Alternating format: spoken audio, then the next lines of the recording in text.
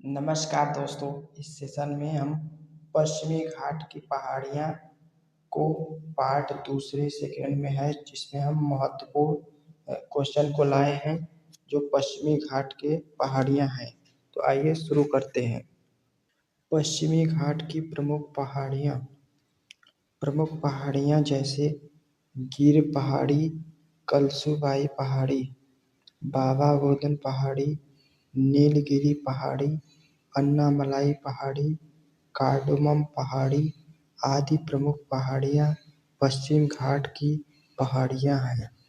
उन सारी पहाड़ियों को क्रम वाइज सबसे उत्तर में बरदा पहाड़ी, गिर पहाड़ी, कलसूबाई पहाड़ी, महाबलेश्वर पहाड़ी, बाबा गोदन पहाड़ी, कदरेमुख पहाड़ी, नीलगिरी पहाड़ी, अन्नामलाई पहाड़ी, कार्डमम पहाड़ी, अगस्त्यमलाई पहाड़ी और मुलैयागिरी पहाड़ी, अजंता पहाड़ी, माविलगढ़ पहाड़ी, हरिश्चंद्र पहाड़ी, बालाघाट पहाड़ी।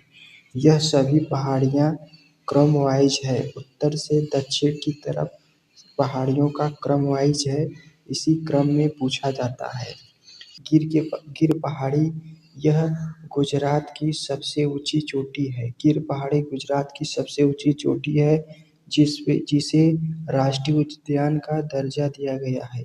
गिर पहाड़ी को राष्ट्रीय उद्यान का दर्जा दिया गया है। यह पहाड़ी एशियाई सिंह बब्बर शेर के लिए प्रसिद्ध है। गिर पहाड़ी। इसी तरह अगला महत्वपूर्ण पहाड़ी कलसूबाई पहाड़ी। कलसूबाई पहाड़ी महाराष्ट्र का माउंट एवरेस्ट भी कहा जाता है, क्योंकि कलसूबाई महाराष्ट्र की सबसे ऊंची चोटी है और इसी पहाड़ी के समीप से गोदावरी नदी का उद्गम होता है। गोदावरी नदी का उद्गम कलसूबाई पहाड़ी से होता है।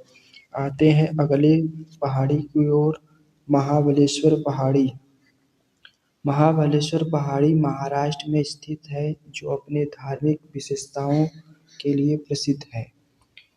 महाबलेश्वर से कृष्णा नदी का उद्गम होता है। इसी तरह से अगली पहाड़ी अजंता की पहाड़ी। अजंता की पहाड़ी यह श्रेणी महाराष्ट्र में स्थित है, जो बौद्ध धर्म के चित्रकार और कला के लिए प्रसिद्ध है। चित्रकार और बौद्ध धर्म की कला के लिए अजंता की पहाड़ी प्रसिद्ध है।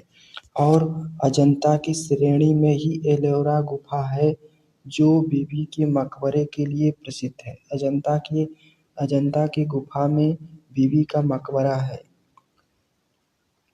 इसी तरह अगली पहाड़ी बाबा बुदन पहाड़ी। बाबा बुदन पहाड़ी कर्नाटक में स्थित है, जो कहवा खेती के लिए प्रसिद्ध है। इसलिए इस पहाड़ी को कहवा हिल्स के नाम से जाना जाता है। अगले क्वेश्चन की ओर, मुलैयागिरी पहाड़ी। यह पहाड़ी चंदन की लकड़ी के लिए प्रसिद्ध है, जहाँ लाल चंदन की लकड़ी की अधिकता पाई जाती है। मुलैयागिरी में लाल चंदन की अधिकता पाई जाती है। इसी तरह अगली पहाड़ी कुद्रेमुख पहाड़ी। यह कर्नाटक की सबसे ऊंची चोटी कुद्रेमुख पहाड़ी। नील पहाड़ी का विस्तार 3 राज्यों में है, केरल है, कर्नाटक, तमिलनाडु। नील पहाड़ी किस पहाड़ी का उदाहरण है? यह भ्रंश और ब्लैक पर्वत का उदाहरण है। नील पहाड़ी किसका उदाहरण है? भ्रंश या ब्लैक पर्वत का उदाहरण है नील पहाड़ी। इसी तरह नील पहाड़ी की सबसे ऊंची चोटी डोंडाबेट्टा है, जो कहाँ स्थित है? तमिलनाडु राज्य में स्थित है। और इसी पर्वत पर एक पर्यटक स्थल है, जिसका नाम है उटक मंडलम, जिसे हम ऊटी कहते हैं।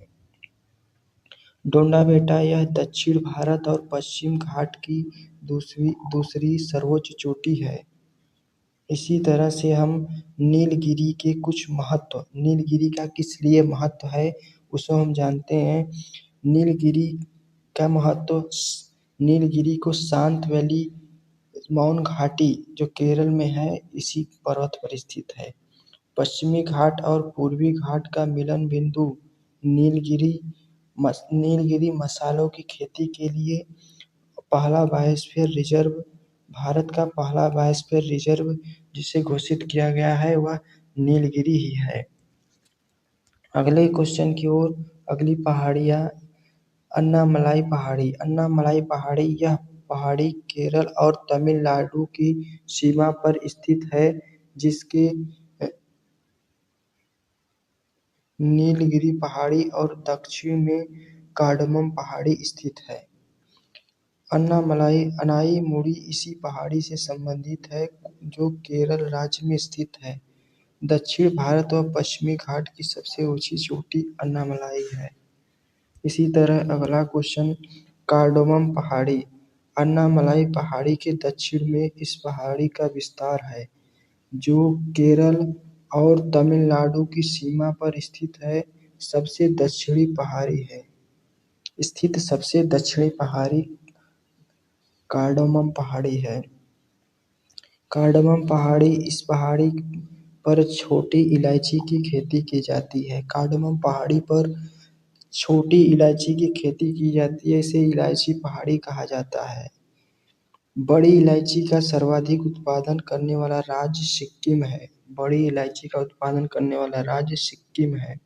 इसी तरह से अगस्त्य मलाई यह कार्डमम पहाड़ी का दक्षिणतम भाग है जो केरल और तमिलनाडु की सीमा पर स्थित अगस्त्य मलाई है। यह कार्डमम पहाड़ी की सर्वोच्च बिंदु अगस्त्य मलाई कार्डमम पहाड़ी की सर्वोच्च बिंदु है। तो दोस्तों आज के लिए बस इतना ही। मिलते हैं अगले सेशन में, तब तक के लिए जय हिंद।